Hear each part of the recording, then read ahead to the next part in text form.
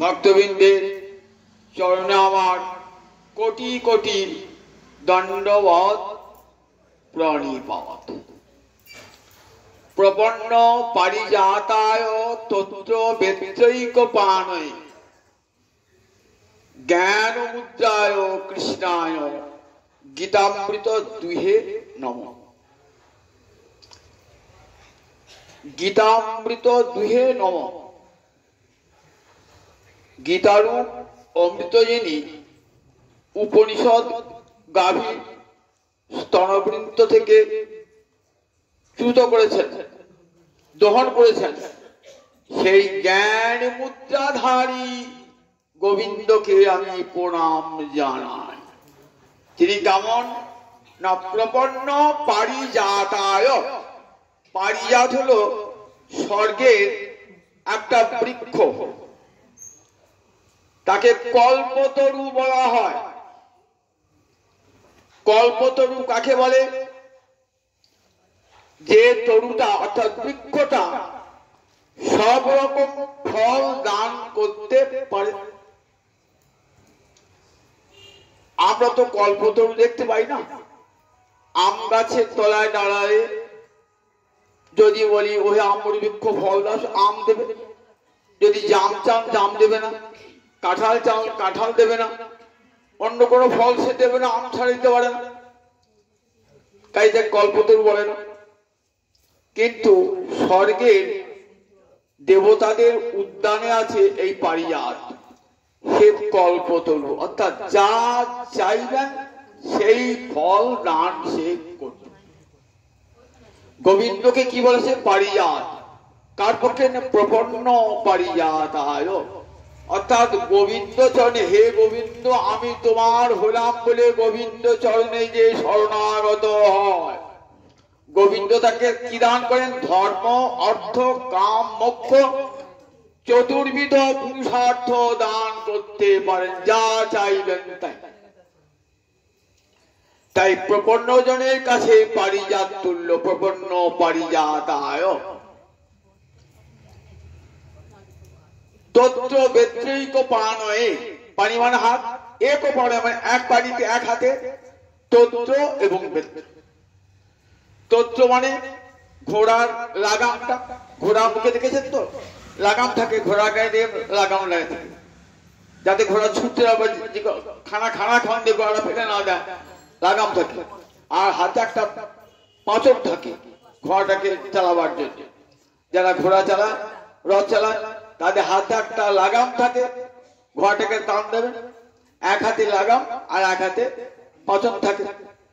তা অর্জুনকে উপদেশ দান করবেন তো রথবস্তে অর্জুন উপাবিশদ আমি আর যুদ্ধ করব না বলে বসে গিয়েছেন। তো এইবার ভগবান কি করবেন? তত্রটা লাগামটা আর ওই বেত্রটা এক হাতেই নিয়েছেন। এক পাণয়ে তত্র বেত্রৈকপাণয়ে। এক পানিতে এক হাতেতেই নিয়েছেন তত্র আর বেত্র, অর্থাৎ লাগাম। আর যে ডান হাতে পাঁচরটা ছিল, পাঁচরটাও উনি নিয়েছেন এক পানে। এবার কেন গেলেন না? গীতামৃত দুহে জ্ঞান মুদ্রাও জ্ঞান মুদ্রা ধারণ করেছেন। কি করে দেখুন, এই দেখুন তর্জনী, এখানে বৃদ্ধাঙ্গুষ্ঠ থেকে জ্ঞান মুদ্রায় গীতামৃত দুহে নব। অর্জুন উপদেশ দান করছেন গুরুদেব ঠিক করে জ্ঞান মুদ্রা ধারণ করে। তাই প্রপন্ন পারিজাতায় তত্র বেত্রৈকপাণয়ে জ্ঞান মুদ্রায় গীতামৃত দুহে নব।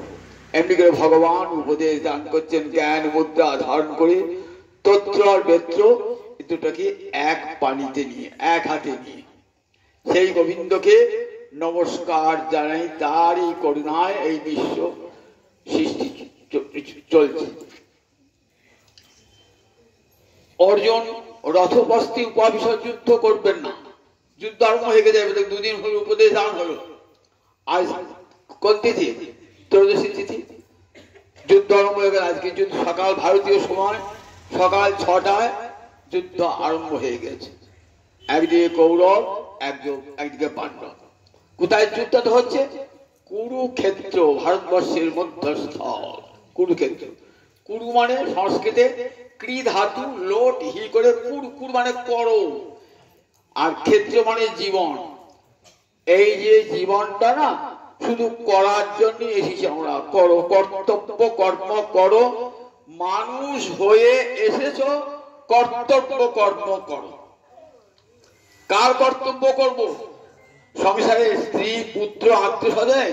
বললেন না, এই জীবনটা দিয়েছি আমার কর্তব্য করবার জন্যে।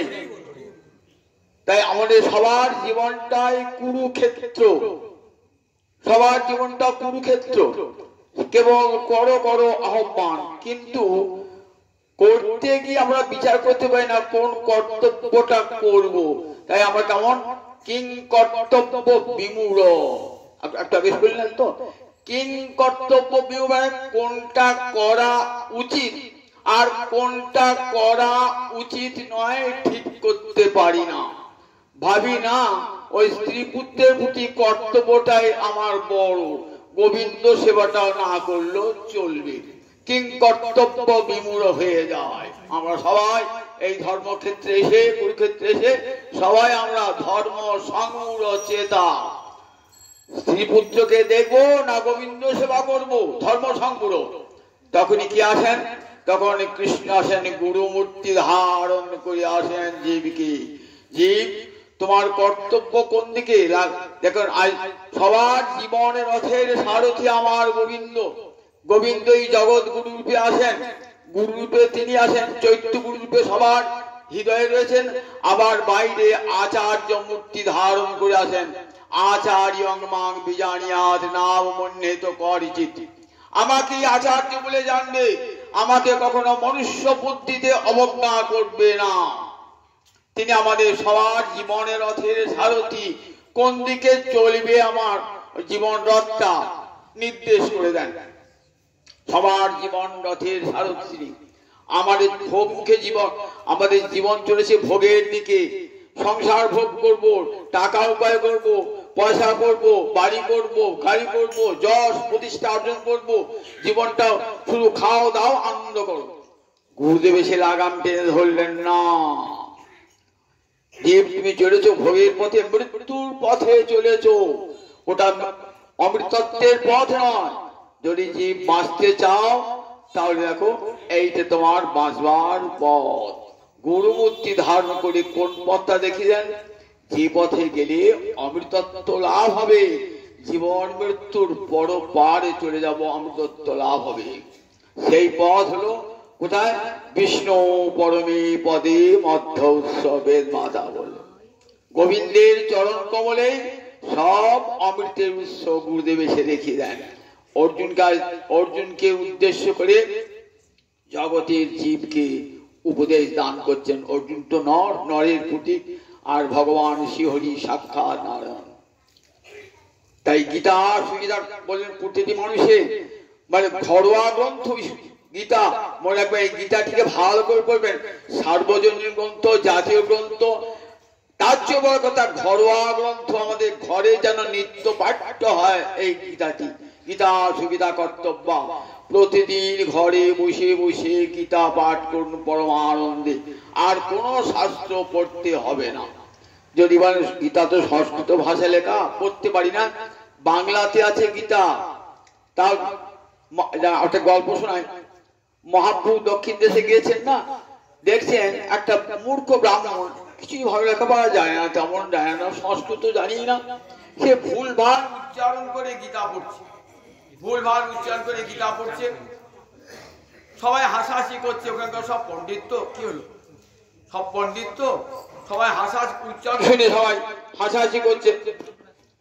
তখন মহাপ্রভু ডাইনে শুনছেন, দেখছেন ওর উচ্চারণটা শুনে সবাই হাসাহাসি করছে। তো পাঠ যখন শেষ হয়ে গেল, তখন মহাপ্রভু বলছে, আচ্ছা তোমার চোখে জল কেন? পাঠককে বলছেন। তা বলছেন, প্রভু আমি যখন গীতা পাঠ করি না, তখন কি দেখতে পাই? ওই তত্রবেত্র ধারণ করে অর্জুনের রথের সামনে গোবিন্দ দাঁড়িয়ে আছে, এই মূর্তিটা আমার চোখের সামনে। তাই তখন আমি আমার চোখ দিয়ে জল বার হয়ে যায় গোবিন্দকে দর্শন করি। জড়িয়ে ধরলেন মহাপ্রভু, বললেন তুমি সত্যিকারের পাঠক, তুমি তুমি গোবিন্দ যখন পাঠ করো, গোবিন্দকে দর্শন করো, তুমি সত্যিকারের পাঠক। বলেন দেখো গোবিন্দ দেখেন না কার উচ্চারণটা ভুল হলো, কার উচ্চারণটা ঠিক হলো। যারা সংস্কৃত জানে তারা কি বলে, বিষ্ণু শব্দের চতুর্থীর এক বচনে বিষ্ণবে, আর যারা জানে না তারা কি বলে বিষ্ণায়। ওই কৃষ্ণায় বিষ্ণায় একটাই শিখে রেখে দিয়েছে, কিন্তু শব্দরূপ তো পরিবর্তন হয়। অকারান্ত শব্দরূপ একরকম হবে, ঋকারান্ত শব্দরূপ একরকম হবে, উকারান্ত একরকম হবে।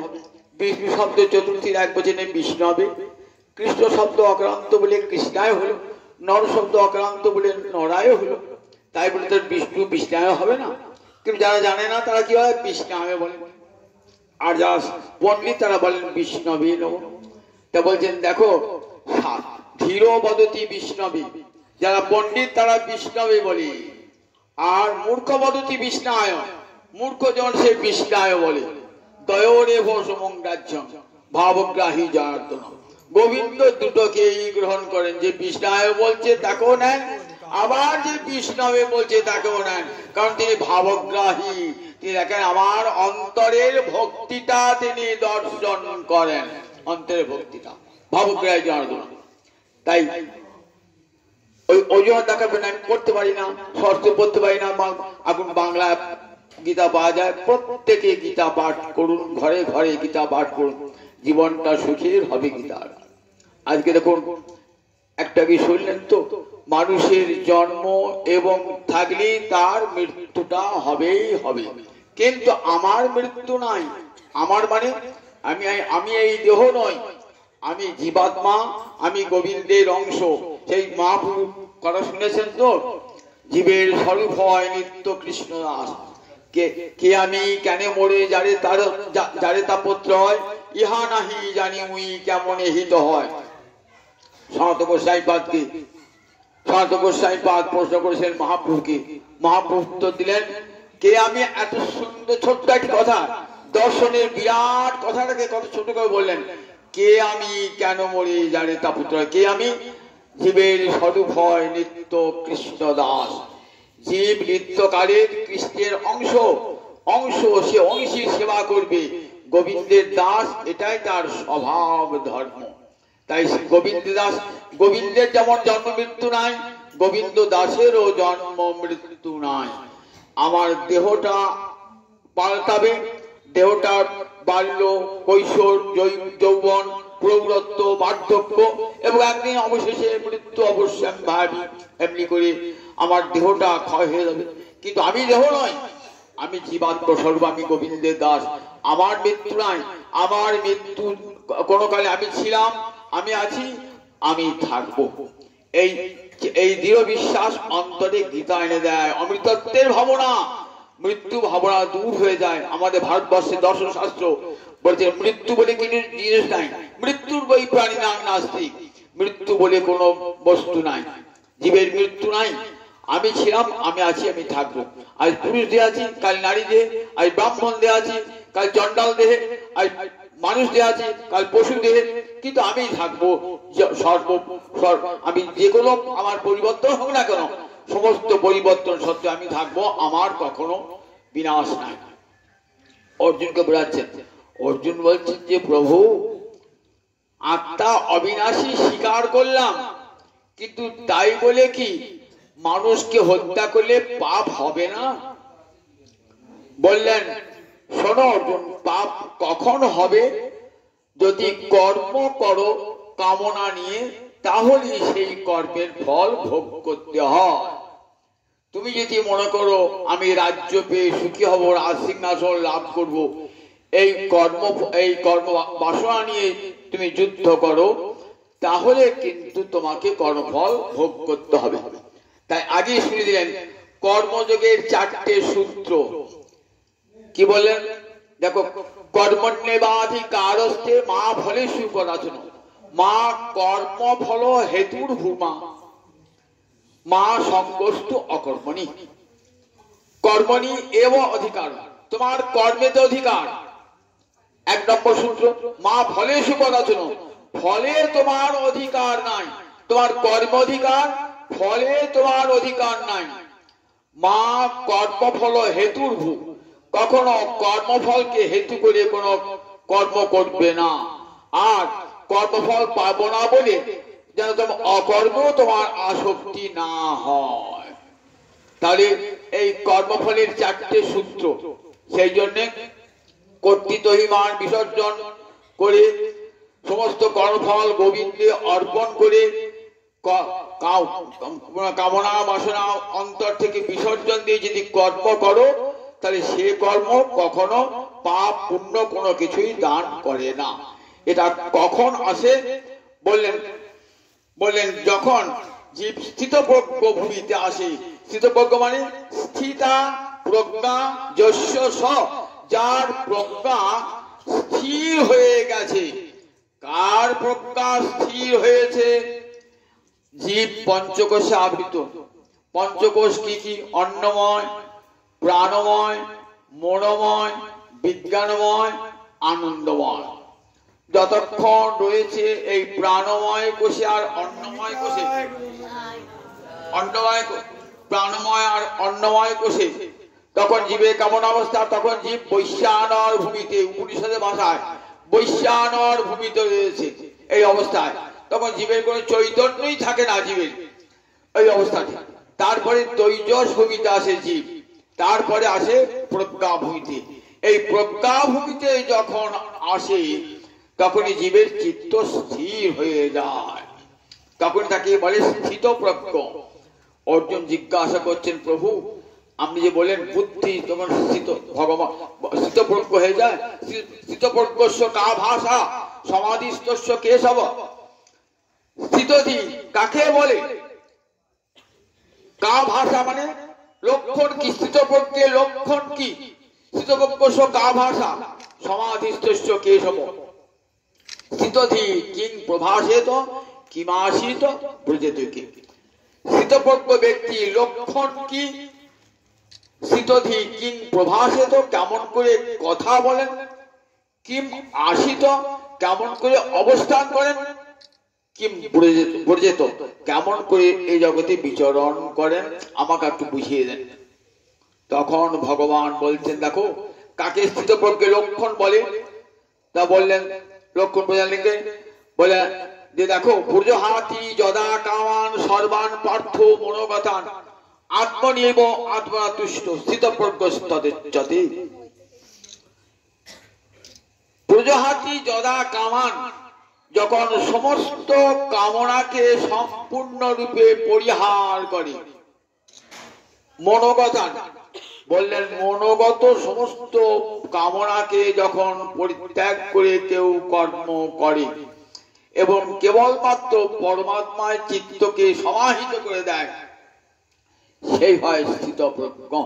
ভগবানের স্থির মতি রেখে তারই আদেশ জেনে, তিনি যন্ত্রী আমি যন্ত্র, এই জেনে যে কর্ম করে জগতে সেই স্থিতপ্রজ্ঞ।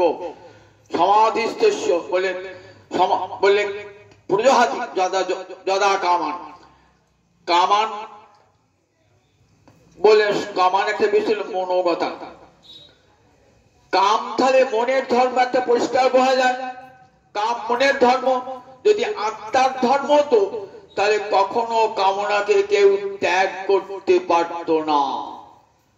কামনা হলো মনের ধর্ম। মনের ধর্মটা কখন পেলাম?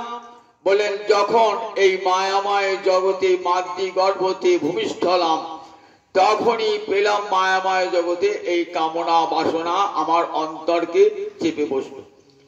এই কামনা যখন আমার মনের মধ্যে যখন কামনা এলো, এই কামনাকে দূর করবার শক্তি নিশ্চয়ই আছে। আপনি রাস্তা দিয়ে যাচ্ছেন, তো রাস্তা দিয়ে যখন গেলেন তখন দেখলেন একটা মেথড নর্দমা পরিষ্কার করছে। নর্দমা একটা ছিটে এসে আপনার গায়ে লেগে গেল। আপনার শাড়িটা কি জামাটা সুন্দরই ছিল, তাহলে ওটা কিন্তু আপনার আত্মায় দাগটা লাগে নাই, কিন্তু দেহেতে লাগে নাই। আপনার জামাটা লেগেছে, আপনি সে পরিষ্কার করতে পারেন, যে কোনো মুহূর্তে পরিষ্কার করতে পারেন। তাহলে এই বাইরের দেহটা, বাইরের জামাটা দাগটা লাগলো বলে আপনি পরিষ্কার করতে পারলেন, কিন্তু ভিতরে যদি দাগটা ছিটাটা একদম পরিষ্কার করতে পারতেন না। তাই এই যে কামনা বলেন সেটা হলো কার ধর্ম? বললেন কামনা হলো মনের ধর্ম, তাই তাকে পরিত্যাগ করা যায়। মনটা যখন কামনা পরিত্যাগ করে কি হয়? চিত্ত নিষ্কাম হয়, আর নিষ্কাম কর্ম হলে চিত্ত শুদ্ধ হয়ে যায়। বিষয় ছাড়িয়া কবে শুদ্ধ হবে মন, কবে হব হে রব সেই মধুর বৃন্দাবন। আরে কবে নিতাই চান করুণা করিবে, সংসার বাসনা মোর কবে তুচ্ছ হবে। সংসার বাসনায় আমাদের চিত্তকে মালিন্য প্রদান করে, তাই মনটা ভগবানকে বসাতে পারি না, বুদ্ধি নিশ্চল হয় না। আমরা কোন কথা শুনতে ভালোবাসি? যে কথা শুনলে পরে সংসারে কি হবে? ধন দৌলত বাড়বে, ঐশ্বর্য বাড়বে, রোগ ব্যাধি দূর হবে, তার জন্য সে ছুটে যায়, যাগযজ্ঞাদি করি। এগুলি বেদে বলা আছে। বেদের যেখানে কর্মকাণ্ড না, বেদের কর্মকাণ্ডেতে বলা আছে, দেখো যে যে রমণীর সন্তান হয় না বন্ধা, দেখো এই যজ্ঞটা করো তাহলে সন্তান হবে, এইটে করলে তোমার ধন হবে, ঐশ্বর্য হবে, এইটে করলে স্বর্গে যাবে।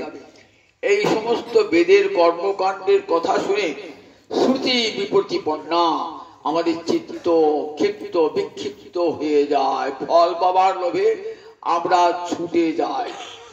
কিন্তু দেখি এই যে ফলগুলো আমরা পাবো, সেই ফলগুলো কোনোটাই স্থায়ী নয়। পুত্র পেলাম, পুত্র পেয়ে কি আমি সুখী হব নাকি? পুত্র যদি দুর্জন হয় তাহলে সেই পুত্র সুখ দান করবে? শাস্ত্রে বলে দেখো, পুত্রের সমান রিপু নাই, শত্রু নাই। পুত্রের সমান শত্রু নাই, পুত্রকে মিত্র বলে ভাবি। তা বলে দেখো, যায় মানে হরের যায়া, যে পুত্র জন্মালো পত্নীর ভালোবাসা কেটে নিল। স্বামীকে ভালোবাসেন যদি সন্তান হয় না, যায় মানে হরের যায়। তারপরে বর্তমানে হরের ধন, যে বড় হলো এবার আমরা ধন হরণ করবে, অর্থাৎ একটু করে বড় হবে তো ছেলে যে মানুষটাও যে পরস্পর করতে একটু একটু বড় হবে। বর্তমানে হরের ধন, মৃয়মানে হরের প্রাণ।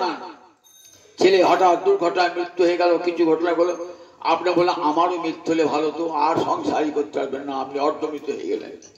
তাহলে পুত্রের মতন শত্রু কথা আছে? নাস্তি পুত্র সমরিত। আবার পুত্র যদি দুর্জন হয়, সে সংসারে টিকতে দেবে না। সে ভাগবতের মহিমায় শুনেছেন তো, অনেক কষ্ট করে একটি পুত্র হলো, সেই পুত্র কেমন ধুন্ধুকারী ওরে বাবা, সে মাকে বলে টাকা দাও, পয়সা দাও, বাবাকে বলে টাকা দাও, সে গাঁজা খাবে, মদ খাবে, সে বারবনিতা নিয়ে আসবে। বাবা তো দেখলে বাবা বাড়ি ছেড়ে কি করি, বাড়ি ছেড়ে পালালো। মা তো ওই ঝাঁপ দিয়ে মূল শেষকালে, তার ঠিক পর্যন্ত হলো না। তাই এরকম দুর্জন সন্তান যদি জন্মায় তাহলে কি হয় বন্ধু? দুর্জন পুত্র বলে কিং দয়া প্রিয়তে না জান সুতে ন দুগ্ধ দাও।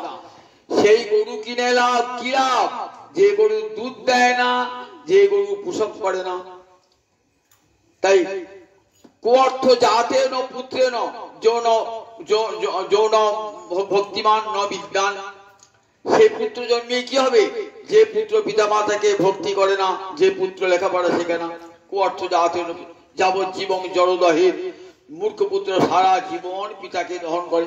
তাহলে এই যে ফলগুলো, ঐশ্বর্য পেলেন, কি হলো? ঐশ্বর্য আমরা দেখলেন সংসারে অশান্তির কারণ হয়ে গেল। ছেলেমেয়েরা সম্পত্তি ভাগের জন্য দিন রাত মারামারি করছে, আমরা রাতে আর ঘুম আসছে না। তাহলে দেখলেন সংসারে এইগুলি যে কাম্য ফল চুরি করলে পাই এইসব পাবো। যে ফলগুলো কি করে না, আমার চিত্তকে ক্ষণস্থায়ী ফল, এই ফলগুলো সেটা কিন্তু আমাদের চিত্ত কেমন হয়? বিক্ষিপ্ত চিত্ত হয়।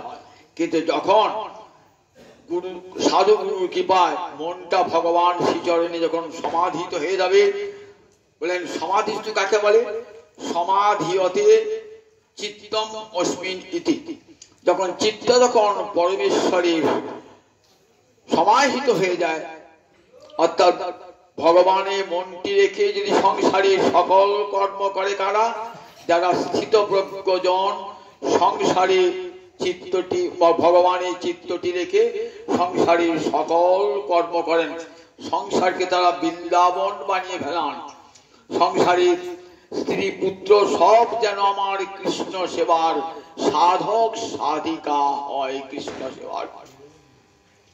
তাই বলেন দেখো এই স্থিতবর্গে কি লক্ষণ হবে তা বলেন দেখো, দুঃখেষু অনুদ্বিগ্নমনা সুখেষু বিগত স্পৃহ বিতরাগ ভয়ক্রোধ স্থিত ধীমুনির উচ্চতি। যখন এই অবস্থা সাধক মুছিয়ে যায়, সমস্ত মন সংসারে রয়েছেন কিন্তু মন গোবিন্দ চরণে, যেমন মহারাজ অম্বরীষে সবই মন কৃষ্ণ পদার বিন্দয় বসাংসি বৈকুণ্ঠ গুণানুবর্ণনে। তাই শত দুঃখ আশাসু দুঃখেষু অনুদ্বিগ্নমনা, কোন চিত্ত উদ্বেগ বোধ করে না, দুঃখেষু অনুদ্বিগ্নমনা সুখেষু বিগত স্পৃহ, যত সুখী আসে আসুক সুখেতে তাদের স্পৃহা থাকে না। সুখ এলওয়ান আর এই জগতে সুখী বাকি আর এই জগতের দুঃখী বাকি, দুটোই সমান। বিতরাগ ভয়ক্রোধ বলে রাগ অর্থাৎ আসক্তি, ভয় ক্রোধ সব চলে যায়, তখন স্থিতধি, তখন তাকে বলে স্থিতপ্রজ্ঞ। বুঝুন একবার কোন অবস্থায় পৌঁছালে মানুষ স্থিতধি হয়। এই অবস্থায় যদি আপনি কর্তব্য কর্ম করেন তাহলে পাপ হবে না, পুণ্য হবে না।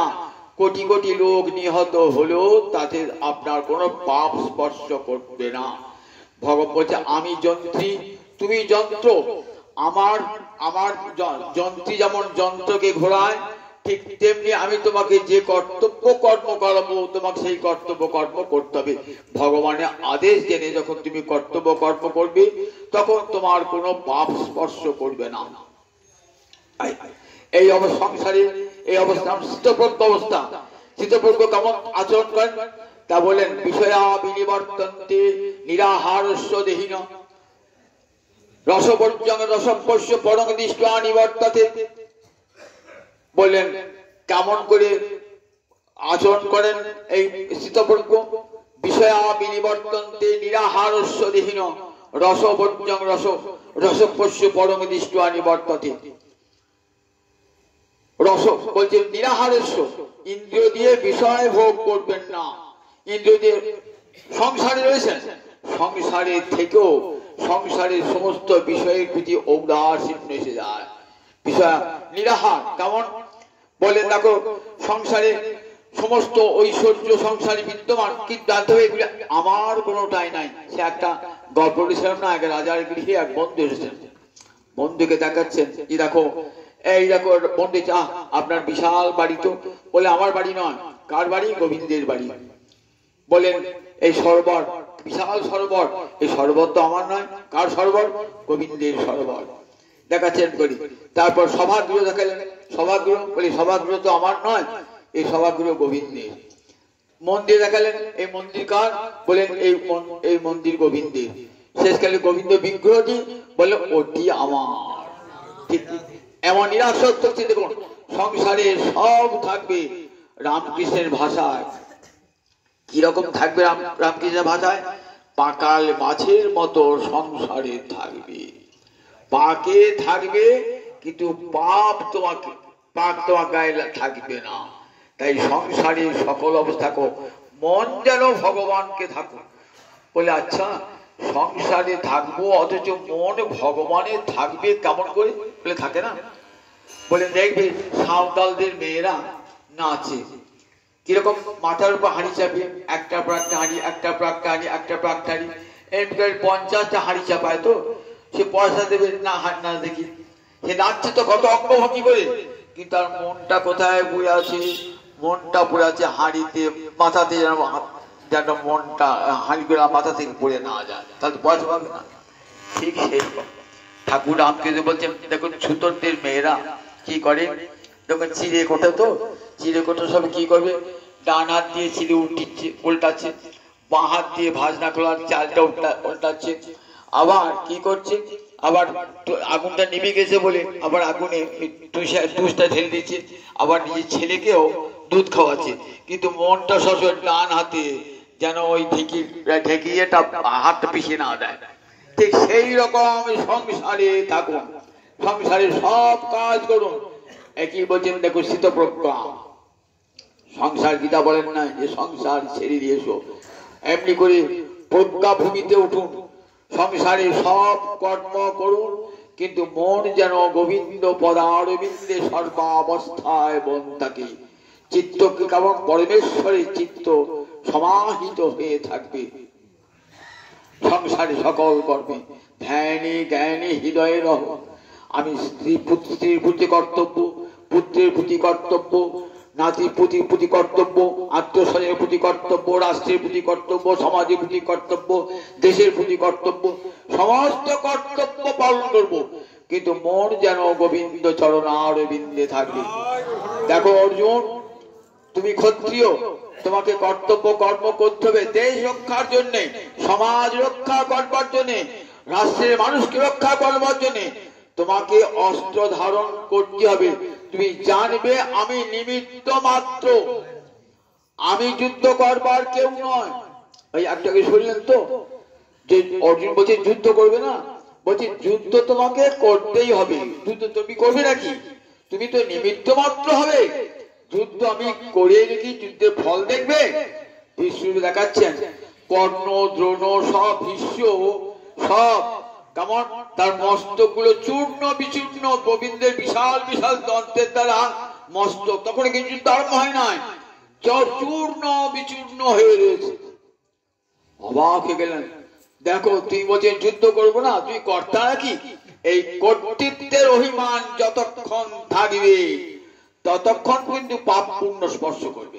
কর্তৃত্বের অভিমান, কর্তৃত্বের অভিমান আমি কে, আমি করবার কে, এই দ্বন্দ্বভূমিটার উপর উঠতে হবে। আমি করা কেউ নয়, এই আমি আমার এই দ্বন্দ্ব থেকে উঁচুতে উঠতে হবে। বললেন নিশ্চয়ই গুণ্য ভবার ত্রৈগুণ্য বিষয়া বেদা, নিশ্চয়ই গুণ্য ভবার জন্য বেদ ত্রিগুণ বিষয়ক। তুমি তিন গুণের অতীত হও, নির্দ্বন্দ্ব নিত্য সত্যস্থ নির্যোগক্ষেম আত্মবান।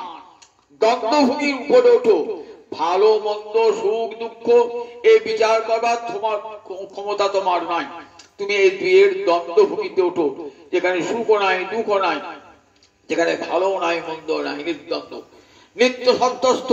তিনটে গুণ অতিক্রম করে সত্য গুণে প্রতিষ্ঠিত হও। নির্যোগক্ষেম, যোগ এবং ক্ষেম, যোগ মানে অপ্রাপ্ত বস্তুর প্রাপ্তি, আর ক্ষেম মানে প্রাপ্ত বস্তুর রক্ষণ। কোটায় তোমায় করতে হবে না, যা পাও নাই তা পাওয়ার চেষ্টাও করতে হবে না, আর যা পেয়েছ তাকে রক্ষা করবার চেষ্টাও করতে হবে না। মনে রাখবে সব রক্ষা করবার ভার একজনের উপরে আছে, আত্মবান। তুমি আত্মবান হও, অর্থাৎ একমাত্র পরমেশ্বরের চিত্তকে সমাহিত করো। এই সংসারে পরমেশ্বরের চিত্তকে যুক্ত আশিত মত করো। এটি গীতার মহান বাণী, দ্বিতীয় অধ্যায়ে যুক্ত আশিত মত করো। আমার সঙ্গে সকল কাজে যুক্ত হয়ে অবস্থান করো, মত পড়ো। অর্থাৎ এই তিনটি শব্দে দেখুন গোটা গীতাটা বুঝিয়ে গেল। যুক্ত আশিত মত পড়ো। সংসারে থাকবে কেমন করে? বলে মনটা সব সময় সংসারে ধ্যানে জ্ঞানে শয়নে স্বপনে নিদ্রায় জাগরণে কেবল আমাতে মনটা দিয়ে দাও। আমি তো মনটাই চাই, আমি মনটা আমার, কিন্তু আমি ঠাকুর পুজো করি, ভগবানের সেবা করি, মনটা কোথায় রেখেছি? স্ত্রীতে পুত্রেতে রেখে দিয়েছি, কিন্তু ভগবানের মনটা দি নাই তো। ভগবান চান আমাকে মনটাই দেয়। সেই মনটা ভগবানের যতক্ষণ না দিচ্ছেন না, ভগবান বলেন আমাকে যত ঐশ্বর্য দাও, আমাকে সোনা দানা দিয়ে অলঙ্কার করিয়ে দাও, কাপড় কিনে দাও, আমাকে মন্দির তৈরি করে দাও, আমি যতক্ষণ মনটা না দিচ্ছ ততক্ষণ পর্যন্ত আমি তোমাকে ভালোবাসতে পারবো না। জগতে সবাই চায়, ভালোবাসার জন্য কি চায়? মনটাই চায়, অর্থবিত্ত চায় না, মনটাই চায়। ভগবান ভালোবাসার ঠাকুর তো, দেখ আমাকে মনটা দিয়েছে কিনা। দুর্যোধন নিমন্ত্রণ করছে, ঠাকুর আমার গিয়ে খেয়ে যাও, অনেক বেলা হয়েছে।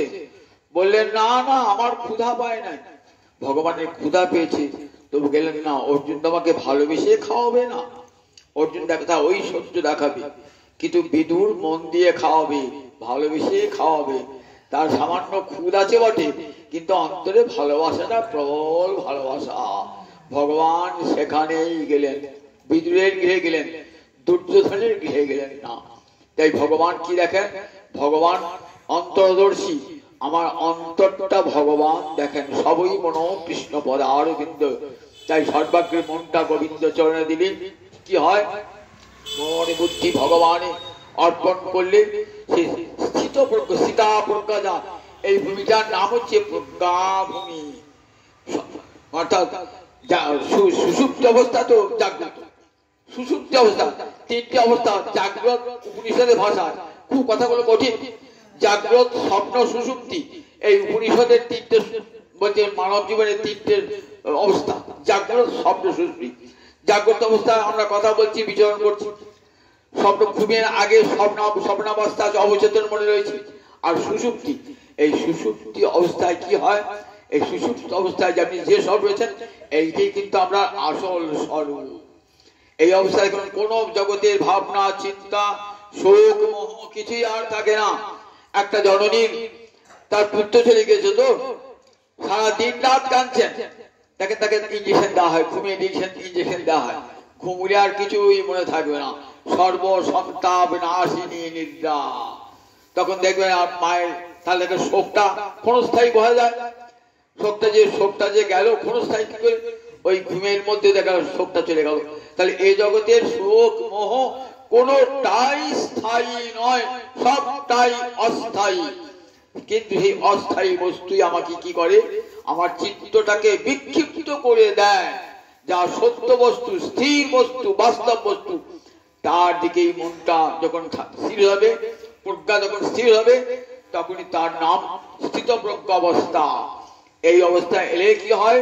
সমস্ত কর্তব্য কর্ম করবেন, তাতে আর কোন নিষ্কাম না। যদিও বলেন জ্ঞানের সঙ্গে একটা কর্মের বিরোধ আমরা দেখতে পাই।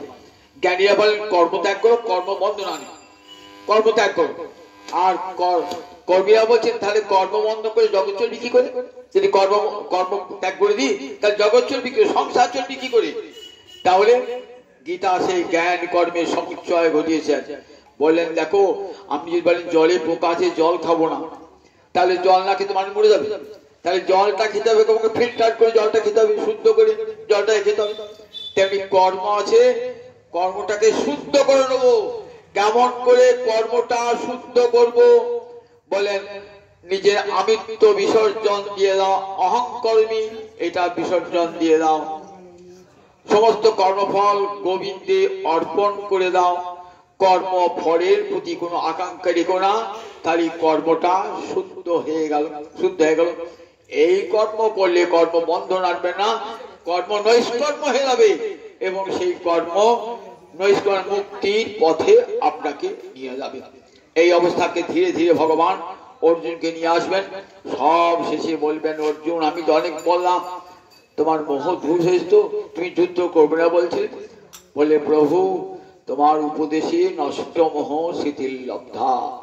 আমার মোহ দূর হয়ে গেছে, মোহ কেটে গেছে, আমি স্মৃতি ফিরে পেয়েছি। করিষ্যে বচনং তব, এইবার তুমি যা বলবে তাই করব। গত সন্দেহ, আমার সব সন্দেহ চলে গেছে, এবার তুমি যা বলবে আমি তাই করব। এই বলে তার অজ্ঞান, শিষ্যের অজ্ঞান সমূহ দূর করে দিলেন ভগবান শ্রীহরি। ঠিক গুরু যেমন করে শিষ্যের অজ্ঞান দূর করে দিয়ে জ্ঞানের উপদেশ দান করেন, ঠিক তেমনি করে অর্জুনের অন্তরে সব সংশয় ভগবান দূর করে দিলেন। সব শেষে পরম উচ্চতম সংবাদ দিলেন, মনমনা ভব মদ ভক্ত মজ্জা জীবাং নমস্কার। আমার মনটা আমাকে দাও, আমার ভক্ত হয়। কতবার বলছিল ভগবান, আমার ভক্ত হও, তাহলে আমাকে অন্তকালে আমাকেই প্রাপ্ত হবে। মনটি ভগবান চেয়েছেন। অনেক কথা তো সব কথা বলতেও পারলাম না, 8টা বেজে গেছে তো। আবার ধীরে ধীরে একটু শুনুন, ওই একটু আগে শুনলেন তো 18 দিনেও গীতা বলা হয় না, 1800 দিনেও বলা হয় না। এক একটি শ্লোকে অনেক সময় লাগে আলোচনা করতে। এই সংক্ষেপ সংক্ষেপ ছুঁয়ে ছুঁয়ে ছুঁয়ে ছুঁয়ে ছুঁয়ে ছুঁয়ে বলা। যাও, এটা শুনলে আমরা একটা কাজ হবে, গীতাটা ভালো করে পড়তে ইচ্ছা হবে, ভালো করে খুঁটিয়ে খুঁটিয়ে পড়বো। এই জন্যই গীতার জয়ন্তী করা, যে 9টা দিন বসেছে গীতা শুরু লোকে। কারণ সম্পূর্ণ খুঁটিয়ে গীতার প্রতিটি শ্লোক ধরে ধরে ব্যাখ্যা করা অল্প সময়ের মধ্যে সম্ভব নয়। কাজী আর এইসব স্থিতপজ্ঞ যোগটা খুব কঠিন দার্শনিক তত্ত্ব, তো আমাকে এক একটি শ্লোক এক একটি দিন ধরে বলতে হবে, কারণ সে সম্ভব নয়। এই সংক্ষেপে সংক্ষেপে শোনাচ্ছি, এই সংক্ষেপে সংক্ষেপে শুনলে একটা গীতার সম্বন্ধে ধারণা হবে, তাহলে আবার আমরা গীতা পড়তে ইচ্ছে হবে। এই অনেকক্ষণ ধৈর্য ধরলেন তো, এইবার দেখুন ভুরি ভোজনের পর কি খায় লোকে? মিঠা পানের খিলি খায়। পান চিবুতে চিবুতে চলে যাবেন লক্ষ্মীনারায়ণের মন্দির হতে। একটু মিঠা পানে এতক্ষণ কঠিন কঠিন কথা, সব কথা ভালো লাগবে না হয়তো, কিন্তু পদাবলী কীর্তন কীর্তন বড় ভালো লাগবে।